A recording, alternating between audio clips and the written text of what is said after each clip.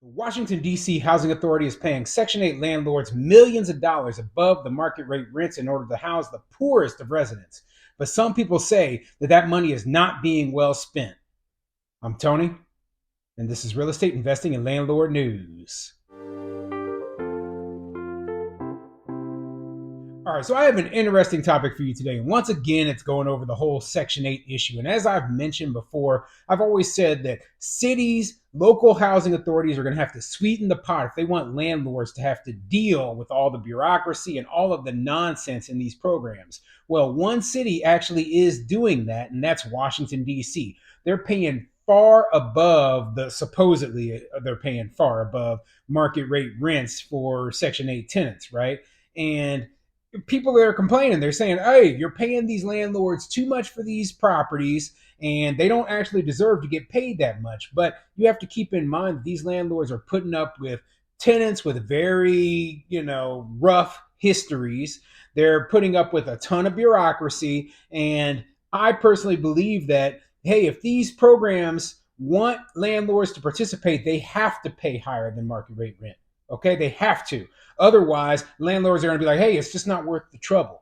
But you know what? It's funny that Washington, D.C. is doing this because D.C. also has a rule that says that landlords have to accept Section 8 tenants. You can't deny a person based on their income, which they consider Section 8 income.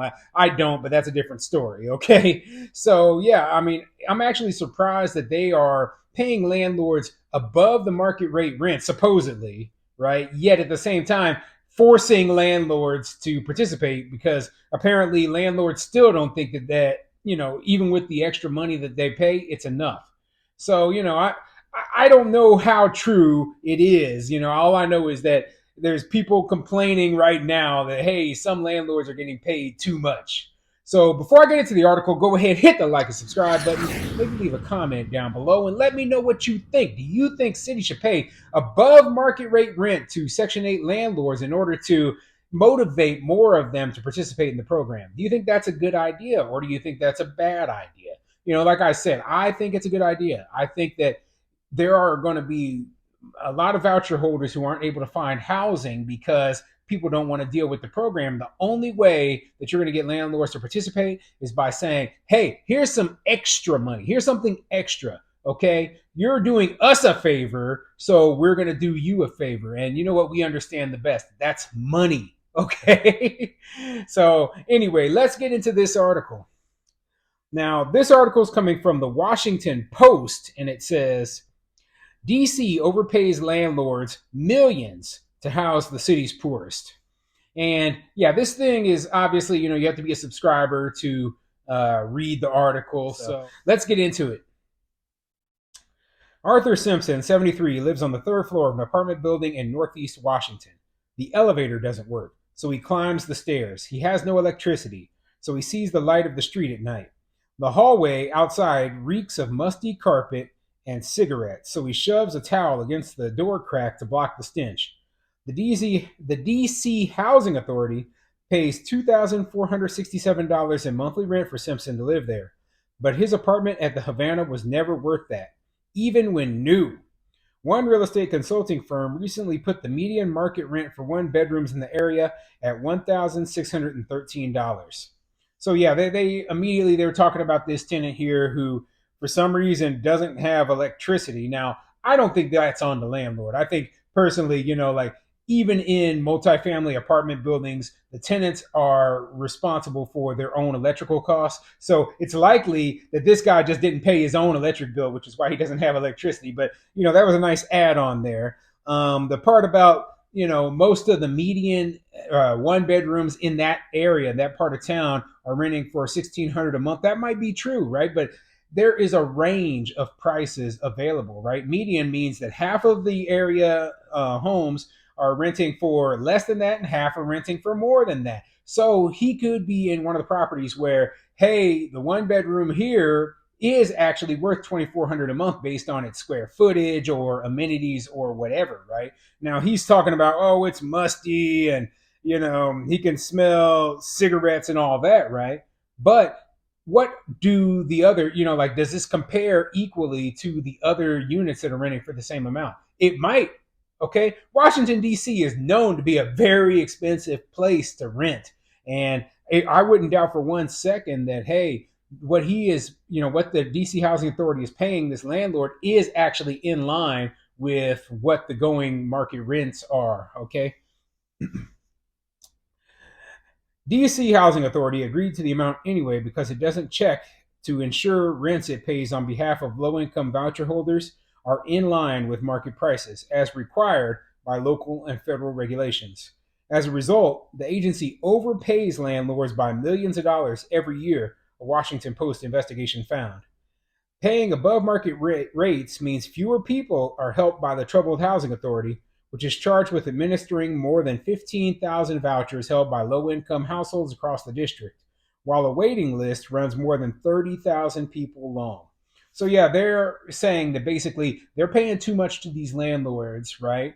And the result is that all those 30,000 people are just sitting on this waiting list, and there's less money to go towards, actually giving more people vouchers, right? That is one way to look at it. But I look at it, like I said, from the landlord's perspective, not from the voucher holder's perspective. If you pay the landlords less landlords are going to want to participate in the program. And maybe the law says they have to, but they're going to find a way to say no. Okay, they're going to find a way to reject those tenants if they're not getting paid enough to deal with all of the nonsense.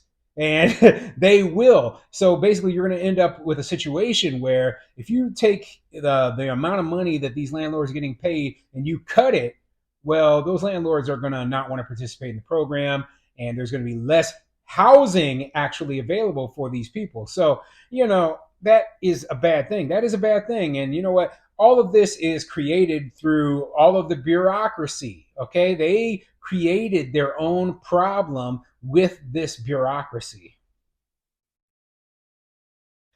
The overpayments also provide incentive for landlords to turn buildings like the Havana into, in essence, privately run public housing complexes where residents frequently don't receive the social services they need. And tenant associations say the infusion of inflated rents puts upward pressure on the market, which makes housing less affordable for people who don't hold vouchers, potentially exacerbating DC's long running affordable housing crisis. So, yeah, they're like, oh, well, they're just turning all their units into Section 8. They're just creating privately run public. Like, yeah, have you ever heard of a private public partnership before? Okay, most of the time it's through a nonprofit, but why not have a for-profit in there? A for-profit actually knows what expenses are and knows how to keep this business profitable and running. While nonprofits, they depend upon donations and tax dollars. Obviously the for-profit is going to be dependent upon the tax dollars too if they're getting these Section 8 checks, right? But there's plenty of reason. There's plenty of good reasons to say, hey, we're going to put a private company over here in charge of this housing issue or situation rather than trying to have the government itself run it. Brenda Donald, who has been director of the authority for 20 months, dismissed an internal memo by her predecessor warning about the issue, told tenant associations it wasn't a problem, sparred with a DCHA board member who urged her to address it, and sided with landlords and developers who are pushing to prevent lower payments, the Post found. But in an interview for this article, Donald acknowledged the agency's failure to properly assess rents has led to overpayments. She said her stance changed recently after talking with U.S. Department of Housing and Urban Development officials who issued a sweeping report in September, which flagged the problem alongside the agency's failure to provide decent, safe, and sanitary housing for its residents. The report depicts a housing authority in disarray and at risk of defaulting on its agreement with the federal government. So, yeah, like I said, this sounds like this isn't a landlord issue. This is a government issue where they are getting in trouble from the feds for paying landlords too much, right? Like I said, though, I personally believe that is what is going to be necessary in order to get landlords to participate in the program. Now, is there going to be some abuse? Yeah, there's going to be a very, very small percentage of landlords out there who are abusing the program. Okay, a very small percentage. Like I say many times in every video I make, 99% of landlords are doing everything right. Okay, They are fixing things as they need to be fixed. They're treating their tenants with respect. They're keeping their properties in good shape. And I just hate the whole perspective of, oh, we're going to punish all landlords because we have one bad apple out of 1,000 sitting over there somewhere. Well, that's dumb. Go after that one guy and then leave the rest of us alone. So, yeah, they have been overpaying landlords for a while now. I don't think that, like, I think it was kind of like just an untold, it's something they knew was happening and they weren't saying anything because they knew that, hey, landlords aren't going to participate if we suddenly cut the payments back. Okay. They're going to, just be like, you know what, I'll figure something else out. And then they would have a whole bunch of Section 8 tenants without having anywhere to put them. Let's do so much. Go down the slide. Okay. Now I'm with my friend. Fun.